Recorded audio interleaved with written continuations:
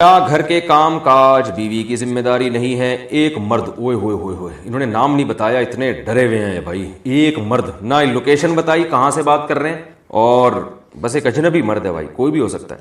کچھ لوگ کہتے ہیں کہ بیوی کے ذمے گھر کا کام کاج نہیں، جیسے جھاڑو پونچھا لگانا یا برتن وغیرہ دھونا. اس بارے میں وضاحت فرمائیں کہ گھریلو کام کس کی ذمہ داری ہے؟ بہت تپے میں بھائی. عورتوں میں مشہور ہے کہ کیونکہ وہ اپنے شوہر کے لیے اولاد دیتی ہیں اس لیے ان کی یہ ذمہ داری نہیں ہے کہ وہ گھر کے کام کریں. دیکھو بھائی، نکاح کا جو بنیادی مقصد ہے نا، وہ نسل بڑھانا ہے. ہر مخلوق میں اللہ نے نر اور مادہ کا نظام رکھا ہے نسل بڑھانے کے لیے. انسانوں میں بھی یہی ہے، اور یہی وجہ ہے کہ حدیث میں نکاح سے دور رہنے سے منع کیا ہے، اور محدثین نے اس کی علت بیان کی ہے کہ اسلام میں نکاح سے دور رہنا اس لیے ناپسند ہے کہ یہ اولاد کی کمی کا ذریعہ بنتا ہے. تو جلد نکاح کا بھی حکم اس لیے تاکہ اولاد زیادہ ہو، اور پھر عورت کے بارے میں حکم ہے کہ جو عورت اولاد تمہیں زیادہ دے اس سے نکاح کرو. تزوجوا الودود الولود فانی مباہی بکم الامم، آپ صلی اللہ علیہ وسلم کی صحیح حدیث ہے. تو نکاح کا جو بنیادی مقصد ہے نا، وہ ہے نسل بڑھانا. ہر انسان چاہتا ہے کہ اس کی نسل بڑھے، عورت بھی چاہتی ہے، مرد بھی چاہتا ہے، اور اس کے پھر دنیا میں بھی ان کو فائدے ہوتے ہیں، اور جوانی میں بھی، اور بڑھاپے میں بھی، اور آخرت میں تو بہت فائدہ ہوگا. یہ تو اب فیملی پلاننگ والوں نے نیچر کے خلاف چلا دیا. جیسے وہ گے میرج کا رواج دنیا میں چل پڑا نا، وہ نیچر تھوڑی ہے. لیکن جو گے کے عادی ہو گئے، اللہ کی پناہ، اب ان کو عورت میں دلچسپی نہیں ہے. جو عورتیں عورتوں کی عادی ہو گئی، ان کے مرد میں دلچسپی نہیں ہے. تو اسی طرح جو فیملی پلاننگ کے زہریلے نظریات سے ڈس گئے، ان کو زیادہ بچے اچھے نہیں لگتے. تو یہ فطرت کے خلاف ہے، ورنہ انسان کی ہمیشہ سے خواہش رہی ہے کہ اولاد زیادہ ہو. قرآن مجید میں تو پچھلی امتوں میں جب اللہ نے پیغمبر بھیجے تو وہ پیغمبر ان قوموں کو بتاتے تھے کہ تم اللہ کی اطاعت کرو، اس سے تمہاری نسل بڑھ جائے گی، اللہ تمہیں بچے زیادہ دے گا. تو اب آپ اندازہ لگاؤ، یہ تو نسل کا زیادہ ہونا تو اللہ کی نعمت ہے. قرآن نے اولاد کے بارے میں کیا کہا؟ یہب لمن یشاء اناثا ویہب لمن یشاء ذکور. جس کو چاہتا ہے بیٹے ہبہ کر دیتا ہے، جس کو چاہتا ہے بیٹیاں ہبہ کر دیتا ہے. تو ہبہ گفٹ کو کہتے ہیں. تو اولاد گفٹ ہے، یہ پینلٹی نہیں ہے. رہا یہ ٹوپی ڈرامے جو آج کل چل رہے ہیں کہ تربیت نہیں ہو سکے گی، ان سب باتوں کے میں اپنے بیانات میں جواب دے سکتا ہوں. اولاد زیادہ ہوتی ہے تو تربیت زیادہ اچھی ممکن ہے، کیونکہ بہن بھائی خود ایک دوسرے کی تربیت کر رہے ہوتے ہیں لاشعوری طور پر. باقی تربیت نہ کرنے کا کسی نے فیصلہ کیا، وہ تو ایک بچے کی بھی نہیں کرے گا، بگڑ جائے گی، وہ تو تباہ ہو جائے گا، یعنی وہ بچہ بھی بگڑ جائے گا. تو اور اگر جو ہے تربیت کی کوشش کرے گا تو زیادہ کی تربیت آسان ہوتی ہے، کیونکہ وہ ایک دوسرے کو سنبھال رہے ہوتے ہیں. اور ویسے بھی بچے اکٹھے پیدا نہیں ہو جاتے. اگر کسی کے 10 بچے ہیں تو 10واں جب ہوتا ہے تو پہلا وہ جوان ہو کے باپ کے ساتھ کاموں میں ہاتھ بٹا رہا ہوتا ہے. تو اکٹھے تھوڑی ہو جاتے ہیں برساتی مینڈکوں کی طرح. تو لوگ تانا دیتے ہیں نا، برساتی مینڈکوں کی طرح بچے پیدا کرتے رہو اور کوئی کام نہیں. بچے برساتی مینڈکوں کی طرح پیدا ہوتے ہی نہیں ہیں. 10 بچے اگر کسی کے ہیں تو 10واں جوان ہو چکا ہوتا ہے، پھر پہلا جوان ہو چکا ہوتا ہے، پھر 10واں مارکیٹ میں آتا ہے. اور وہ جو پہلے ہو چکے ہوتے ہیں وہ کام میں ہاتھ بٹا رہے ہوتے ہیں، بیٹیاں ماؤں کے ساتھ ہاتھ بٹا رہی ہوتی ہیں. تو یہ سارے فضول قسم کی چیزیں ہیں جو معاشرے پہ مسلط کر دی گئی ہیں. رزق کی تو تنگی کا مسلمان تو سوچ ہی نہیں سکتا. نحن نرزقکم وایاہم، اللہ کہہ رہے ہیں اولاد ہم تمہیں دیتے ہیں تو روزی بھی ہم تمہیں دیں گے، ان کو بھی تمہیں بھی. اگر رزق کی تنگی کے خوف سے اولاد روکنا جائز ہوتا نا تو سب سے پہلے صحابہ کو حکم ہوتا کہ بچے روکو، کیونکہ وہ تو اصحاب صفہ والوں کے پاس تو ایک ایک لنگیاں ہوا کرتی تھیں، ایک دوسرے کی طرف پش کر کے بیٹھتے تھے وہ کہ ہمارا سطر نہ کسی دوسرے کو نظر آ جائے. اتنی غربت تھی، اتنی غربت. ان کو جب ترغیب دیے بچے زیادہ پیدا کرو، تو آج جو انڈے پراٹھے صبح شام پھوڑ رہے ہیں بچے، ان کے بیکن ہاؤس میں پڑھ رہے ہیں، کوئی سٹی اسکول میں پڑھ رہا ہے، ان کمبختوں کو جو ہے نا نسل روکنے کا خیال ہو رہا ہے کہ کھائیں گے کہاں سے. تو یہ اللہ پر بہت بڑا الزام ہے. اللہ کہے گا کمبختوں تمہیں میں صبح شام کھلا کھلا کے میں نے اتنی رزق کے دروازے کھول دیے، ہزار کے گز کے بنگلے تم لوگوں نے بنا لیے، اور تم اب اتنا تم نے کھا لیا اور تمہیں ڈر ہے کہ آگے اولاد کو کون کھلائے گا. یہ اللہ پہ بہت بڑا الزام ہے. اس لیے اس سے کو بولنے سے پہلے 100 دفعہ سوچنا چاہیے. بعض یہ باتیں کرتے ہیں عورتیں کی صحتیں خراب ہو جائیں گی. تو یہ میں نے پورا ایک بیان اس پہ میڈیکل سائنس کی کتابوں سے حوالے دے کے، جو UK کے نوبل انعام یافتہ ڈاکٹرز ہیں ان کے حوالے سے میں نے بتایا. پورا بیان میں ریکارڈ کرا چکا ہوں، YouTube پہ مل جائے گا کہ عورت کی صحت بچے پیدا کرنے سے اچھی ہوتی ہے. جو کنٹینیو نسل پیدا کرتی رہتی ہیں وہ زیادہ دیر تک جوان رہتی ہیں. نسل روکنے سے بڑھاپا آتا ہے، موٹاپا، بڑھاپا، یہ ساری بیماریاں نسل پیدا کرنے سے نہیں، نسل روکنے سے ہیں. کیونکہ نسل پیدا کرنا یہ تو نیچر ہے نا. آپ نیچر پہ چلیں گے تو صحت اچھی ہوگی، نیچر کے خلاف چلیں گے تو صحت خراب ہوگی. تو یہ ساری چیزیں کے دلائل سے میں جواب دے چکا ہوں. تو نکاح کا بنیادی مقصد نسل بڑھانا ہے، یہ خوب سمجھے. اب میاں بیوی میں جب نکاح ہوتا ہے تو ایگریمنٹ یہی ہوتا ہے کہ ہمیں بھی اولاد چاہیے، آپ کو بھی اولاد چاہیے. اب اس دوران چونکہ دونوں اکٹھے رہتے ہیں، ایک ساتھ رہتے ہیں، تو دنیا میں کوئی بھی قوم جب یا 2 آدمی بھی اکٹھے رہیں گے کسی حکمت سے، تو وہ اکٹھے رہنے کے کچھ اصول اور آداب ہوتے ہیں. مثال کے طور پر 2 آدمی بزنس کرنا چاہ رہے ہیں مل کے، اس کے لیے ان کو سفر کرنا ہے اور چھانگا مانگا کے جنگلات میں جانا ہے، مثال دے رہا ہوں. اب جب وہ جائیں گے تو ان کا جو کانٹیکٹ ہوا ہے بیسیکلی وہ چھانگا مانگا کے درختوں کو کاٹ کے فروخت کرنا، یہ ایک مثال دے رہا ہوں.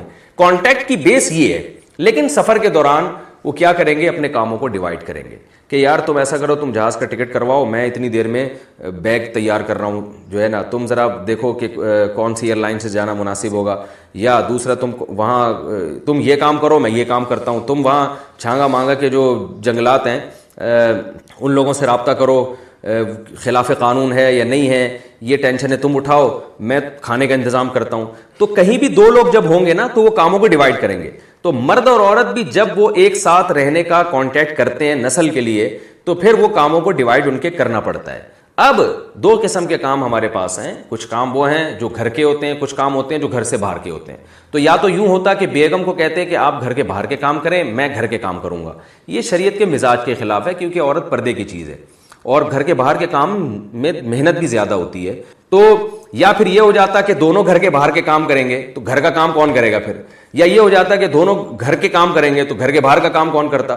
تو اس لیے نبی صلی اللہ علیہ وسلم نے حضرت فاطمہ رضی اللہ تعالی عنہا اور حضرت علی جو آپ کے داماد تھے ان کو حکم دیا رضی اللہ عنہ کہ حضرت علی گھر کے باہر کے کام کریں گے اور حضرت فاطمہ گھر کے کام کریں گی. تو یہ رواج چلا آ رہا ہے ہمیشہ سے، یہ ایک اخلاقی ذمہ داری ہے کہ مرد جب گھر کے باہر کے کام کر رہا ہے تو بھائی آپ گھر کے اندر کے کام کریں. تو یہ اس لحاظ سے آپ کی ذمہ داری ہے. اگر آپ یہ ذمہ داری پوری نہیں کریں گی تو یہ دلیل دینا کہ میرے ذمہ گھر کے کام نہیں ہے، یہ دلیل غلط ہوگی. یہ تو پھر مرد بھی کہہ سکتے ہیں میرے ذمہ گھر کے باہر کے کام نہیں ہے. خواتین کہتی ہیں ہم کوئی ماسی ہیں جو گھر میں پوچھا لگائیں. تو میں کہتا ہوں آپ کے میاں کو خانسامہ رکھا ہوا ہے جو باہر سے انڈے لے کر آ رہا ہے اور دہی لے کر آ رہا ہے آپ کے کہنے پر. تو جیسے وہ گھر کے باہر کے کام کرنے سے خانسامہ نہیں بن گیا تو آپ گھر کے کام کرنے سے ماسی نہیں بن گئی ہیں. ہاں جو مالدار لوگ ہیں ان میں مرد گھر کے باہر کے کام نہیں کرتے، انہوں نے نوکر رکھا ہوا ہوتا ہے تو وہ گھر کے اندر کے کام بھی خواتین سے نہیں لے سکتے. وہ خواتین جو ہے نا وہ پھر گھر میں ان کو ایک خادم لا کے رکھیں گی. اس لیے فقہاء نے بیان کیا اگر آپ بہت کسی مالدار عورت سے شادی کرتے ہیں جن کے گھروں میں کام کا رواج ہی نہیں ہے، انہوں نے ماسیاں رکھی ہوئی ہوتی ہیں، تو پھر مرد کی ذمہ داری ہے وہ بیوی کو نوکر لے کر دے، وہ کوئی ماسی کا انتظام کرے تاکہ وہ گھر کے اندر کے کام کرے. وہ تو کیونکہ قرآن نے حکم دیا نا عاشروہن بالمعروف، ان سے عمدہ طریقے سے پیش آؤ. تو عمدہ طریقہ ہر ایک کا مختلف ہوتا ہے، کلچر بھی بتاتا ہے بعض دفعہ کہ یہ اس کے لیے تو مناسب ہے، اس کے لیے مناسب نہیں ہے. تو جو بڑے کروڑ پتی لوگ ہیں، بڑے بڑے گھروں میں رہنے والے لوگ ہیں، ان کی عورتیں گھر میں کام نہ کریں تو کوئی گناہ نہیں ہے، کیونکہ وہ اپنے ابا کے گھر میں کبھی انہوں نے کیا ہوتا، وہ ماسیاں رکھی ہوتی ہیں، ملازمین رکھے ہوئے ہوتے ہیں. تو آپ نے بڑا اونچا ہاتھ مارا، آپ خود جناب دکان آپ کی پکوڑوں کی تھی، شادی آپ نے کسی اونچی فیملی میں کر لی جو گھروں میں ان کی عورتیں کام کرتی نہیں ہیں سرے سے، تو وہ یہ عورت کہہ سکتی ہے کہ میں نے تو کبھی دیکھا نہیں کہ گھر میں پوچھا ہوتا کیا ہے، جھاڑو ہوتی کیا ہے، ہم نے تو اپنے طریقہ کیا ہے. رسول اللہ صلی اللہ علیہ وسلم نے فرمایا ان اللہ لا یستحی من الحق، اللہ تعالی حق بات کو بیان کرنے سے حیا نہیں کرتے. تو غسل کے جو مسائل ہیں ان میں بھی بعض دفعہ کچھ ایسی باتیں آتی ہیں جو بظاہر حیا کے خلاف ہیں، لیکن علم کی ایک بات ہے، سیکھنے اور سکھانے میں حیا اگر کریں گے تو پھر ظاہر ہے ساری زندگی جاہل ہی رہے گا انسان. اور غسل کے مسائل سیکھنا اس لیے ضروری ہے کہ غسل جب فرض ہوتا ہے تو جب تک مکمل غسل نہ ہو آپ کی نماز ادا نہیں ہوتی. رسول اللہ صلی اللہ علیہ وسلم نے فرمایا الماء من الماء، حدیث ہے کہ غسل فرض ہوتا ہے خواہش نفس کے ساتھ جسم سے منی خارج ہونے سے. مرد پہ غسل کب فرض ہوگا؟ جب اس کے جسم سے شہوت کے ساتھ منی خارج ہو. منی بالکل سفید رنگ کی چیز ہے، ایک ہوتی ہے مزی. شہوت پیدا ہونے سے اگر کسی کے مرد یا عورت کے صرف رطوبت خارج ہونا شروع ہو گئی اس سے غسل فرض نہیں ہوتا. جب تک مکمل شہوت پوری نہیں ہو جاتی اور مادہ منویہ خارج نہیں ہو جاتا، چاہے احتلام کی صورت میں ہو یا کسی بھی طرح سے ہو. مردوں کے ساتھ چونکہ یہ بہت زیادہ ہوتا ہے نائٹ فال کی صورت میں، مردوں پر غسل کی یہ صورت بہت زیادہ فرض ہوتی ہے. جیسے ہی بلوغت ہوتی ہے تو احتلام شروع ہو جاتا ہے، ہفتے میں 1 دفعہ 2 دفعہ 3 دفعہ، بعض نوجوانوں کو روزانہ بھی 2 دفعہ ہوتا ہے. جبکہ خواتین میں یہ والے غسل کی صورت بہت ہی کم ہوتی ہے کہ ان کو نائٹ فال ہو یا اس طرح سے غسل فرض ہو. ہزاروں میں کسی ایک عورت کے ساتھ ایسا ہوتا ہے. ایک صورت تو یہ ہے غسل فرض ہونے کی. دوسری صورت کیا ہے کہ جب انسان اپنی زوجہ کے ساتھ ملاپ کرے اور انٹرکورس ہو جائے، چاہے اس صورت میں ڈسچارج دونوں میں سے کوئی ہو یا نہ ہو، لیکن دونوں پہ غسل فرض ہو جائے گا، مرد پہ بھی اور عورت پہ بھی. یہ تو مردوں کے غسل کے فرض ہونے کا. مردوں کے غسل میں ایک چیز یہ بھی ہے کہ اگر آپ نے رات کو نیند کی اور صبح آپ اٹھے اور آپ نے کپڑوں پہ نشان دیکھا، اب آپ کو یہ پتہ نہیں چل رہا کہ یہ منی کا نشان ہے یا مزی کا ہے، تو بھی آپ پر غسل کرنا فرض ہے. یہی سمجھا جائے گا کہ یہ آپ خواب میں ڈسچارج ہوئے ہیں. عورت پر جو غسل فرض ہوتا ہے ایک اور صورت میں ہوتا ہے کہ جب خواتین کو ایام آنا بند ہو جاتے ہیں، حیض یا نفاس سے جب پاک ہو جائیں تو بھی ان پہ غسل فرض ہے۔ یہ تو غسل کی فرضیت سے متعلق احکام تھے۔ کچھ چیزیں ایسی ہیں جن میں غسل سنت ہے، فرض نہیں۔ جمعہ کے دن غسل کرنا رسول اللہ صلی اللہ علیہ وسلم نے بہت زیادہ تاکید کی ہے۔ سنت کی دو قسمیں ہیں، سنت مؤکدہ اور سنت غیر مؤکدہ۔ مؤکدہ وہ ہوتی ہیں کہ جن کو چھوڑنے کا اگر کوئی معمول بنا لے تو گناہ کا خطرہ ہے، اور ایسا شخص قابل ملامت ہے، اسے شریعت ملامت کرتی ہے، برا بھلا کہتی ہے۔ تو غسل سنت مؤکدہ ہے، ہفتے میں ایک مرتبہ، چاہے جمعے کے دن ہو یا کسی بھی دن ہو۔ جو مسلمان ہفتے میں ایک دفعہ بھی نہیں نہاتا، وہ کتنا ہی نیٹ کلین ہو، مگر شریعت کی نظر میں وہ قابل ملامت ہے، اسے تانے دینے چاہیے کہ شرم نہیں آتی، ہو مسلمان مگر رہتے ہو بھنگیوں اور چماروں کی طرح۔ ملامت تو اسی کو کہتے ہیں نا۔ اس کی دلیل رسول اللہ صلی اللہ علیہ وسلم نے فرمایا، صحیح حدیث ہے، حق علی کل مسلم ان یغتسل کل اسبوع مرۃ، کہ ہر مسلمان پر لازم ہے کہ وہ ہفتے میں کم از کم ایک مرتبہ غسل کرے، ہر مسلمان پر لازم ہے، چاہے اس پہ غسل فرض نہ بھی۔ اور کس دن بہتر ہے؟ جمعہ کے دن۔ نبی صلی اللہ علیہ وسلم نے حکم دیا ہے کہ جمعے کے دن غسل کیا جائے۔ امام احمد ابن حنبل کا مذہب یہ ہے کہ جمعے کے دن غسل کرنا واجب ہے، صرف سنت نہیں ہے بلکہ واجب ہے، لیکن جمہور کا مذہب یہ ہے کہ سنت عمل ہے۔ غیر مسلم جب اسلام قبول کرتا ہے تو اس وقت بھی اس کے لیے غسل کرنا سنت ہے۔ جب ہم مردے کو نہلاتے ہیں تو جو مردے کو نہلائے اس کے لیے بھی خود غسل کرنا افضل ہے، سنت عمل ہے۔ عید کے دن غسل کرنا سنت عمل ہے۔ تو یہ وہ تمام مواقع ہیں جن میں غسل کرنا رسول اللہ صلی اللہ علیہ وسلم کی سنت ہے۔ غسل کا طریقہ کیا ہے؟ غسل میں 3 چیزیں فرض ہیں، منہ بھر کے قلی کرنا، ناک میں پانی ڈالنا کہ ناک کی جو نرم جگہ ہے یہ اچھی طرح تر ہو جائے، اور پورے جسم پہ ایک مرتبہ پانی بہا دینا کہ جسم میں بال کے برابر جگہ بھی خشک نہ رہے۔ یہ تو ہے فرض، یعنی یہ کام کسی نے کسی بھی طرح سے کر لیا تو غسل ادا ہو جائے گا، چاہے اس کی نیت غسل کی تھی یا نہیں تھی۔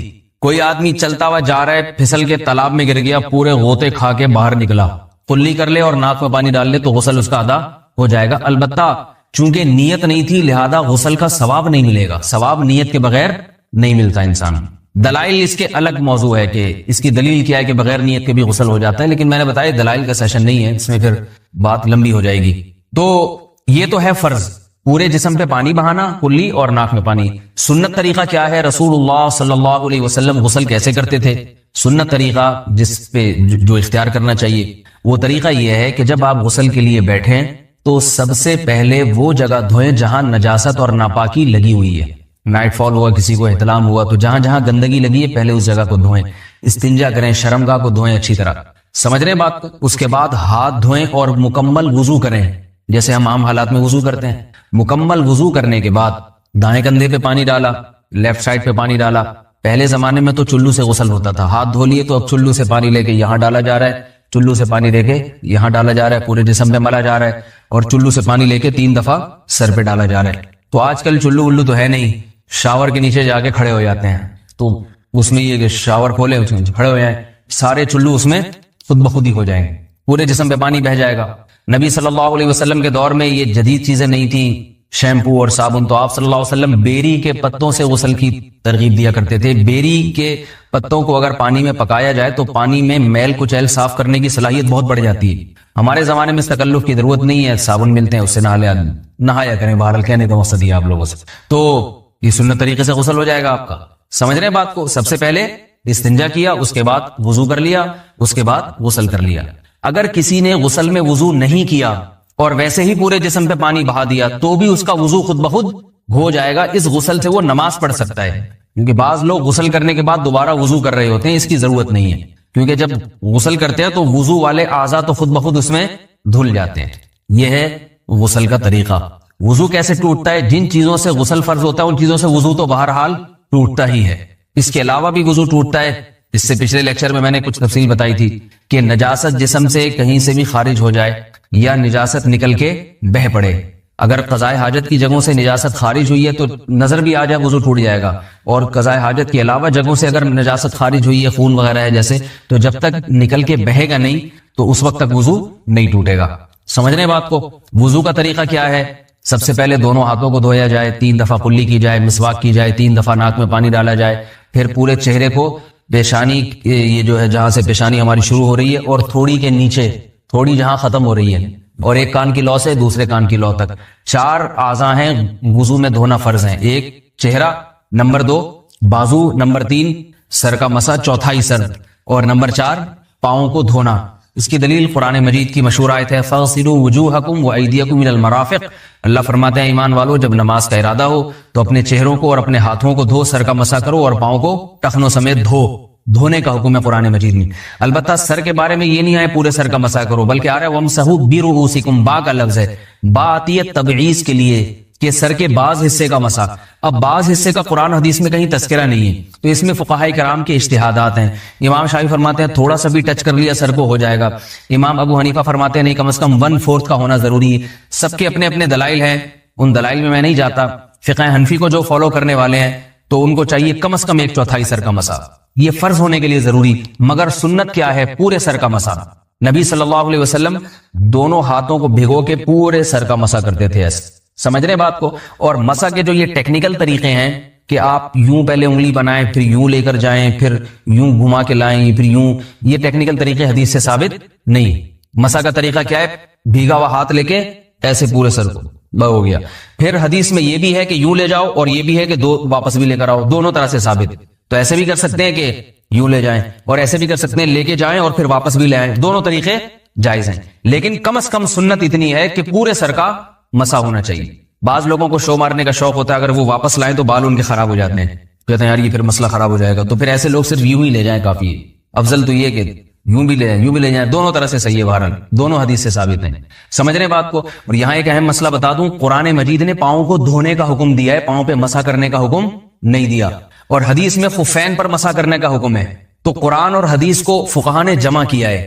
لہذا وہ موزے جن میں آسانی سے پاؤں دھوئے جا سکتے ہیں ان میں چاروں ائمہ کے نزدیک پاؤں پہ مسا کرنا جائز نہیں.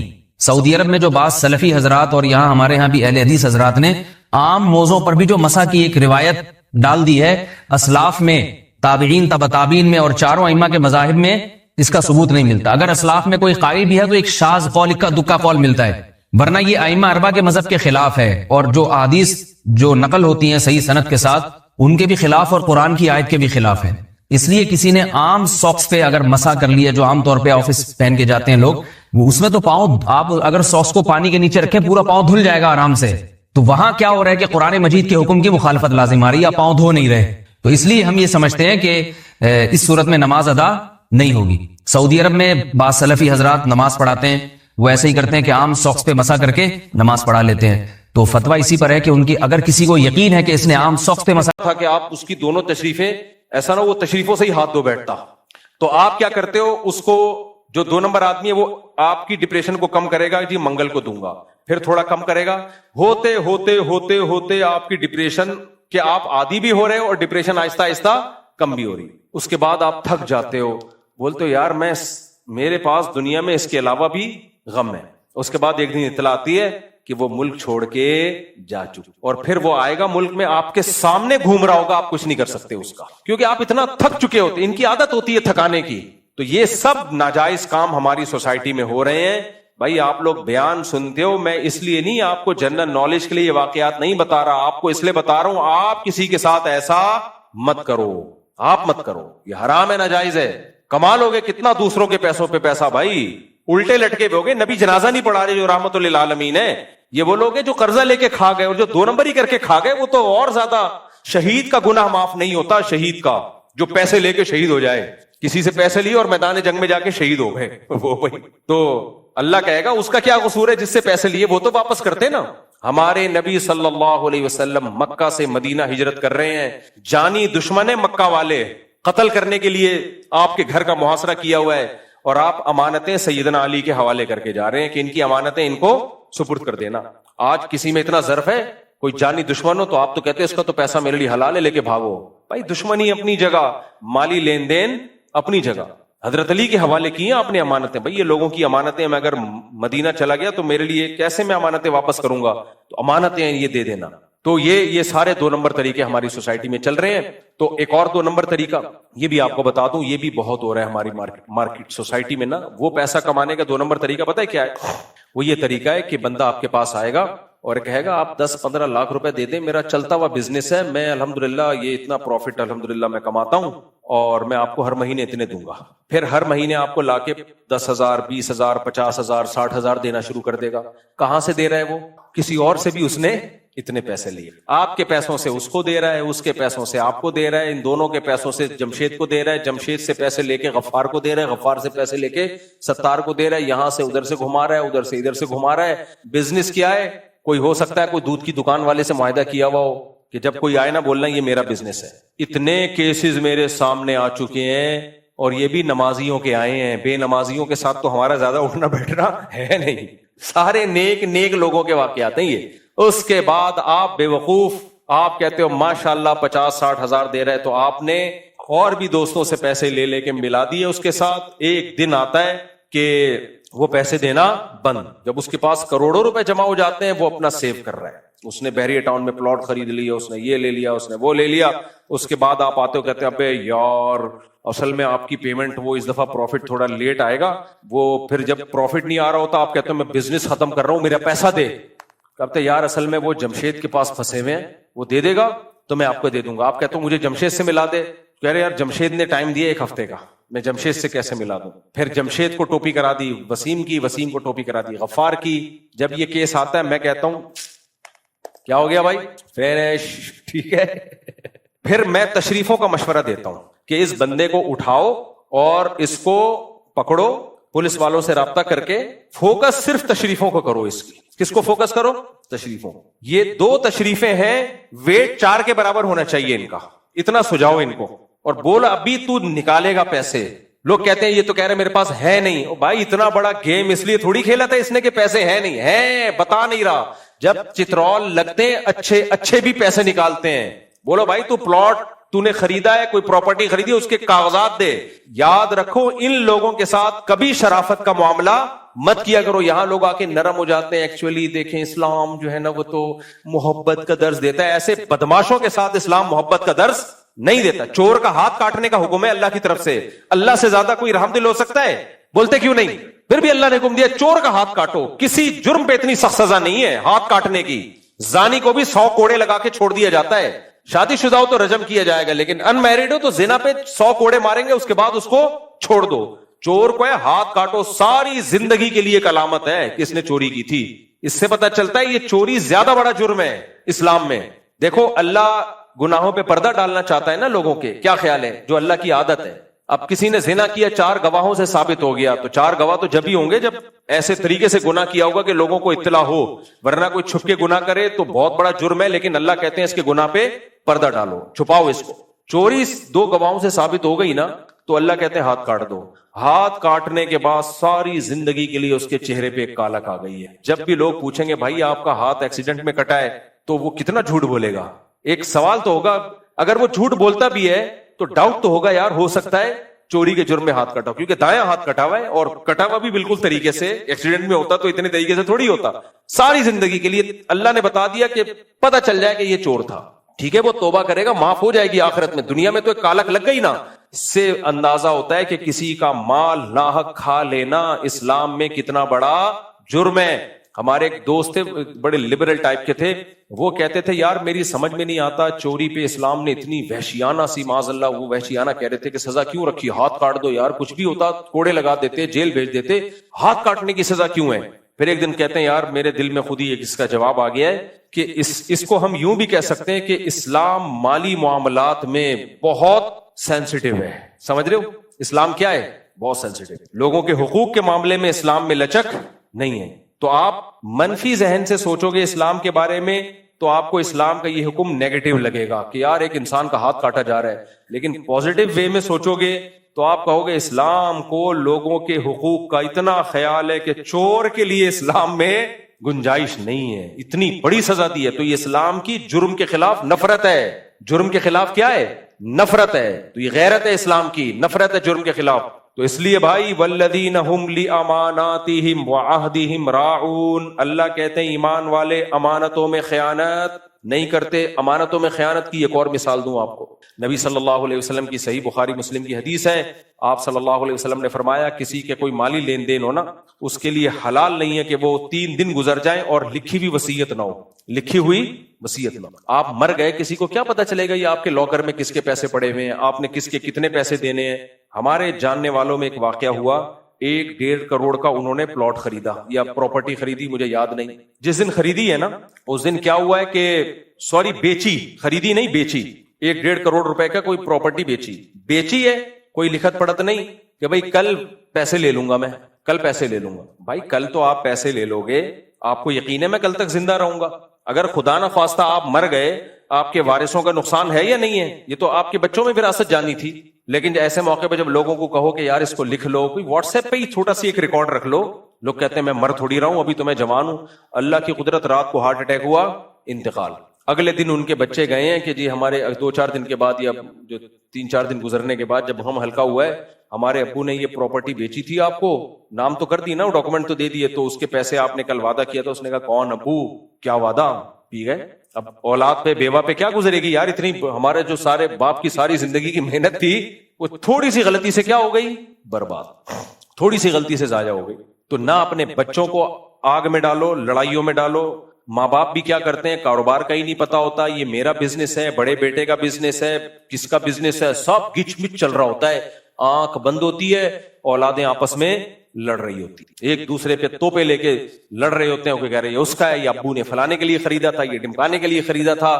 یہ ساری اس عذاب میں ڈالنے والا کون ہے؟ وہ مرحوم جو خود تو نکل لی ہے پتلی گلی سے, اولاد کو ایک لامتناہی جنگ میں ڈال کے چلے گئے. اس لیے نبی نے فرمایا 3 دن سے زیادہ نہیں بھائی, آپ نے یہ فرض, حالانکہ ہونا تو 1 سیکنڈ بھی نہیں چاہیے, لیکن پھر بھی انسان کو کوئی کاغذ قلم لاتے ہوئے دیر لگ سکتی ہے اور لکھتے ہوئے دیر لگ سکتی ہے, تو 3 دن کی مہلت دی ہے کہ معاملی معاملات ہو گیا. 3 دن کے اندر اگر نہیں لکھا, اس پہ شدید وعید ہے نبی صلی اللہ علیہ وسلم کی طرف سے. تو یہ بھی امانت میں خیانت ہے کہ آپ کی وراثت آپ کے بعد کس کی امانت ہے؟ بچوں کی. آپ اس میں خیانت کر کے جا رہے ہو, ان کو کنفیوژن میں ڈال کے جا رہے ہو. آپ, میرا اپنا معمول کیا ہے, میرے بینک میں جتنے پیسے پڑے ہوئے ہیں, میں نے موبائل میں ایپلیکیشن بنائی ہوئی ہے, اور اس ایپلیکیشن اور اپنے موبائل کا پاسورڈ دیا ہوا ہے کسی قریبی جاننے والے کو. وہ بچوں کو نہیں دو, کیونکہ جو وراثت ہوتی ہے نا, بچے اس میں آپس میں فریق ہوتے ہیں. خوب سمجھ لو, اولادیں اس میں آپس میں کیا ہوتی ہیں؟ فریق. تو کبھی ایک فریق پہ اعتماد کر کے دوسرے فریق کو آزمائش میں نہیں ڈالا جاتا. صحیح آئی میرا خیال ہے بات, گہری بات. دیکھو آپ مر گئے تو وراثت کس کو ملے گی؟ اولاد کو, آپ کی بیگم کو, زیادہ بیگم ہوئی تو بیگمات کو. آپ نے انہی میں سے کسی ایک کو متولی بنا دیا کہ میرا سارا حساب تمہارے پاس ہے, تم اس حساب سے تقسیم کر دینا.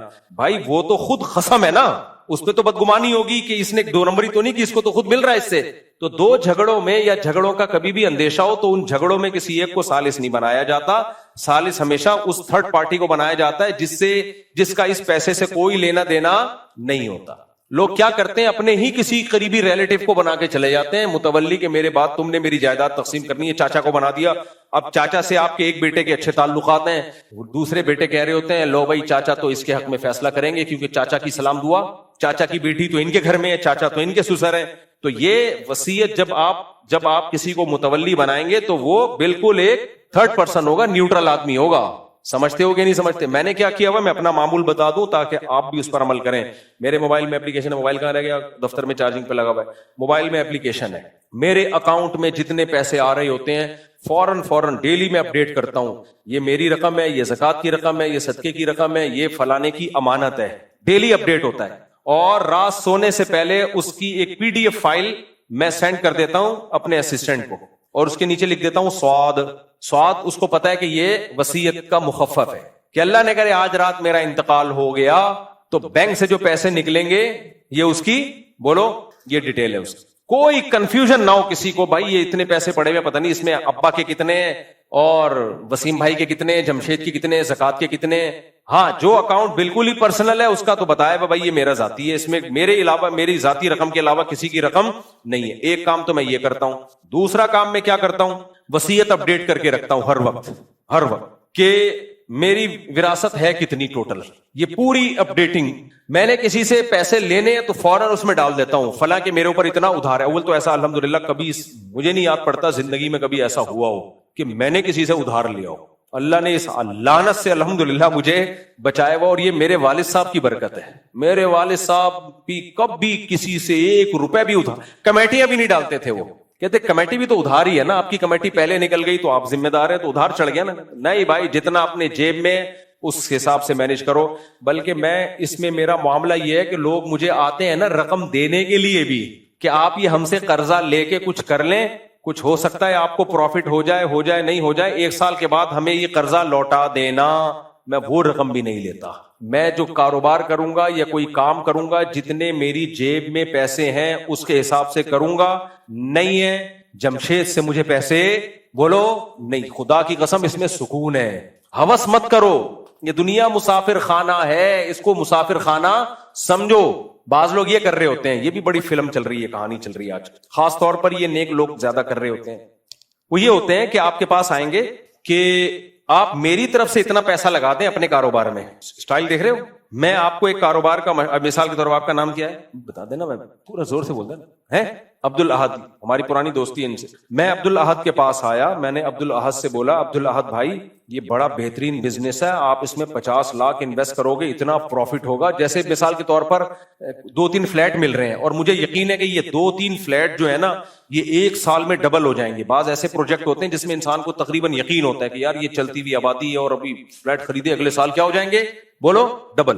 میں آیا, عبد الاحد بھائی ایک میری طرف سے خرید لیں اور ایک اپنی طرف سے. عبد الاحد بولے گا مفتی صاحب میں آپ کی طرف سے خریدوں گا تو پھر میں کیوں خریدوں آپ کی طرف سے, مجھے کیا فائدہ ہے. میں کہوں گا فائدہ یہ ہے کہ بالفرض اگر وہ نہیں بکا نا تو اس پلاٹ کی, اس فلیٹ کی قیمت کا ذمہ دار کون ہوگا, میں. آپ کا لاس نہیں ہوگا کیونکہ میں آپ کا مقروض ہو چکا ہوں گا. یہ بھی پیسہ کمانے کا انتہائی گھٹیا اور انتہائی غیر اخلاقی طریقہ ہے. میں نے ایسے دیندار لوگ دیکھے ہیں, آتے ہیں دوسروں کے پاس, یار ایک بہترین پروجیکٹ ہے, 1 سال کے لیے مجھے اتنے پیسے چاہیے, اس پروجیکٹ میں لگاؤں گا اور بس 1 کروڑ کے 2 کروڑ تو ہوں گے, آپ کا 1 کروڑ واپس کر دوں گا میں, میرا بھلا ہو جائے گا. یار کسی غریب آدمی کا کیا ہو جائے گا, بھلا ہو جائے گا. مت کرو یہ کام. آپ کی جیب میں جتنے ہیں اس سے دال چاول کھا لو. خدا کی قسم بھوک میں دال چاول کا مزہ نہیں بلکہ بہت زیادہ مزہ ہے. دال چاول کھا لو, دوسروں کے پیسوں پہ بزنس مت کرو. یا تو کروڑوں کا آپ کا بزنس ہو نا چلتا ہوا, وہ ایک الگ بات ہے. مت لالچ میں آؤ. جب نہیں ہے آپ کے پاس تو بولو یہ جتنے بحریہ ٹاؤن کے پروجیکٹ ہیں, جتنے اسلام آباد کے پروجیکٹ ہیں, یہ میرے لیے ہے ہی نہیں. لوگ حسد میں جا رہے ہوتے ہیں, یار میرا دوست 1 فلیٹ خرید رہا ہے, کل یہ 1 کروڑ کا فلیٹ 2 کروڑ کا ہو جائے گا, میری جیب میں 50 لاکھ پڑے میں, خالی 50 لاکھ کا انتظام ہو گیا, تو یار 10 ادھر سے پکڑے, 10 ادھر سے پکڑے, 5 ادھر سے پکڑے, 6 ادھر سے پکڑ کے پورا 1 کروڑ کیا. مت کرو اس کو. آپ بولو اگر یہ 50 لاکھ کا ہے اور میرے پاس 30 لاکھ ہیں تو یہ میرے لیے بولو ہے ہی نہیں. جب شیطان کہے گا تیرے دوست تو پیسہ لگا لگا کے ڈبل کروڑ پتی بن جائیں گے اور تو صرف 10 لاکھ سے پیچھے رہ جائے گا, آپ بولو کوئی بات نہیں, ہم دال چاول کھا لیں گے. ہم کیا کھا لیں گے, ہم غریبی اچھے, ہم رکشہ چلا لیں گے, ہم ٹماٹر کا ٹھیلا لگا لیں گے. قبر میں سب نے جانا ہے, نہ دوسرے کو عذاب میں ڈالو میرے بھائی, نہ اپنی زندگی عذاب میں ڈالو. تو مجھے نہیں یاد پڑتا میں نے کبھی کسی سے کاروبار کے لیے پیسہ لیا ہو یا کسی ضرورت کے لیے پیسہ لیا ہو. ہمیشہ یہی سوچ ہمارے حضرت نے بھی, مفتی رشید احمد صاحب نے بھی ہمیں بتائی, ہمارے والد صاحب نے بھی ہمیں سمجھایا. والد صاحب کو بھی میں نے کبھی نہیں دیکھا کسی سے 1 روپیہ بھی لیا. انہوں نے اپنی آمدن میں گزارا کیا, بلکہ اس سے جو بچا سکتے تھے وہ بھی بچا لیا. انہوں نے کہا بچ گیا ٹھیک ہے, نہیں بچا تو بھی بھوکے سو جاؤ. صحیح ہے نا, کیسے سو جاؤ, بولو بھوکے سو جاؤ, کوئی مسئلہ نہیں ہے. ہمارے نبی نے 63 سال کی عمر تک کبھی 2 وقت پیٹ بھر کے کھانا نہیں کھایا. کتنا کام لیا اللہ نے آپ سے, کیا خیال ہے؟ 1 دن کھایا, 1 دن نہیں ملا تو صبر شکر کیا. اور جو کھایا وہ بھی کیا کھایا, مرغے تھوڑی کھائے ہیں, جو کی روٹی, کھجور, بس یہ چیزیں, کبھی گوشت مل گیا بس. تو ہمارے لیے پیغمبر کی سیرت ہے. اور اللہ ایسا بھوکا رکھتا نہیں ہے. جب آپ لوگوں سے لالچ نہیں رکھتے, اللہ بھی چھپڑ پھاڑ کے روزی دیتا ہے. پھر اللہ بھی دیتا ہے, ہمارے نبی کو بھی دی, لیکن ہمارے نبی نے خود اپنے لیے غربت کو اختیار کی ہے کسی مسئلہ سے. تو جیبوں پہ نظر نہ رکھو کہ جی میرے پاس اتنے پیسے ہیں تو میں یہ کر دوں گا, تو میں نہ, جتنے ہیں اس سے کرو جو کرنا ہے. کسی سے لینے دینے کی کوشش نہ کرو. بھوک سے مر رہا ہو تو مانگتا ہوا اچھا لگتا ہے. خدا نہ خواستہ مر رہا ہے نا, پیٹ کمر سے لگ گیا اور آخری سانسیں چل رہی ہیں, پھر کسی سے مانگنے میں حرج نہیں ہے کہ بھائی 2 نوالے مجھے دے دے, جب ٹھیک ہو جاؤں گا نا تو انشاءاللہ. دیکھو شریعت نے کیا حکم دیا ہے, شریعت نے کہا ہے کہ کسی کا مال چوری کرنا جائز بولو نہیں. آپ ہوٹل سے روٹی چوری کر سکتے ہو؟ بولو نا نہیں. لیکن اگر بھوک نے اتنا ستا لیا کہ آپ کا مرنے کا خطرہ ہے آپ کو, تو پھر آپ کے لیے شریعت نے ہوٹل سے روٹی چوری کرنے کو بھی جائز قرار دیا ہے. لیکن کیسے؟ اس نیت کے ساتھ کہ جب پیسے ہوں گے روٹی کی قیمت اس کو واپس کروں گا میں. یعنی وہاں بھی حلال نہیں کیا ہے کہ کھا جاؤ بس. اس نیت سے آپ 2 روٹی اٹھا سکتے ہو, یار ابھی تو مر رہا ہوں, یہ ہوٹل والا کنجوس کھلا نہیں رہا, تو جان بچانا سب سے پہلے فرض ہے. لیکن اس میں بھی آپ کو یہ نیت کرنی پڑے گی کہ میں اسٹرگل کر کے پیسے کماؤں گا, اور جتنے پراٹھے یہاں سے میں نے اٹھائے ہیں, جتنے لقمے میں نے کھائے ہیں, یہ پیسے میں ہوٹل والے کو دوں گا. تو وہ اتنی شدید بھوک میں بھی آپ کو اس کا پیسہ ضائع کرنے کی اجازت نہیں ہے. تو میرے بھائی, بحریہ ٹاؤن کی پروجیکٹ کے نام پہ, اسلام آباد کے پروجیکٹ کے نام پہ لوگوں کا پیسہ لے کے لگا کے کھا پی کے ڈکار مار کے بھاگ جانا, اس کی شریعت میں کہاں سے اجازت ہوگی؟ تو والذین هم لاماناتهم وعهدهم راعون, سمجھ میں آ رہا ہے کہ نہیں آ رہا ہے؟ یہ آیت یاد رہے گی کہ نہیں رہے گی؟ اچھا, آخری بات, یہ ہوتا کیوں ہے؟ ڈنڈیاں مارتے کیوں ہیں؟ اچھا, تعلیم کے لیے بھی لوگ بھیک مانگ رہے ہوتے ہیں. ہمارے بیٹے کو ایکچولی ہم نے اعلیٰ تعلیم کے لیے امریکہ بھیجنا ہے, کچھ زکات مل جائے گی. ابے یہاں کھانے کے لالے پڑے ہوئے ہیں, تم زکاتوں سے بچوں کو کہاں بھیج رہے ہو؟ اعلیٰ تعلیم کے لیے امریکہ بھیج رہے ہو. ہے پیسے بھیج تو نہیں ہے, بھاڑ میں جائے یار. یہ جو موٹیویشنل اسپیکر ہے نا, انہوں نے بھی بیڑا گرک کیا ہے. پیسہ پیسہ پیسہ پیسہ پیسہ بول بول کے نا, ایجوکیشن پیسہ, ایجوکیشن بھی ضروری ہے, پیسہ بھی ضروری ہے. کتنا ضروری